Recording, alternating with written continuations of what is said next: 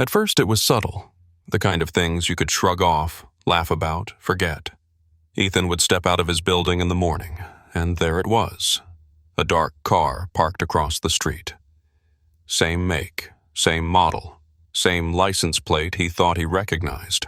When he looked twice, it was gone. Her perfume drifted through the hallway of his apartment, clinging to the walls like smoke. Once, at the gym, he caught her reflection in the mirror. A flash of green eyes, staring, unblinking. But when he spun around, there was no one there. He smirked at first. Women got clingy. It wasn't new. It wasn't dangerous.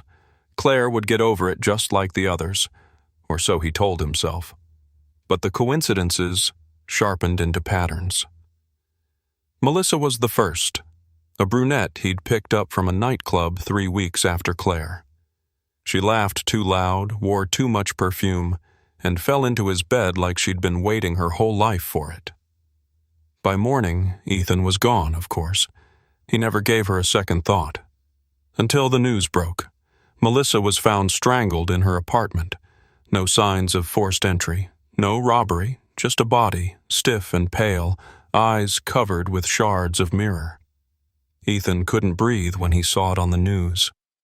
That detail wasn't public knowledge, just a hushed rumor whispered online.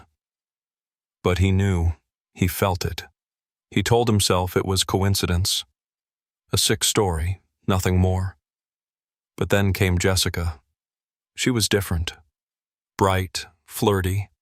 A waitress who slipped him her number on a napkin with a lipstick kiss. They went out once. Ethan never called her back. A week later, she was found drowned in her bathtub. Same signature, eyes replaced with mirrors, and then Samantha, a lawyer he'd matched with on an app. Sharp, funny, too smart for her own good. He lasted 2 nights with her before he vanished.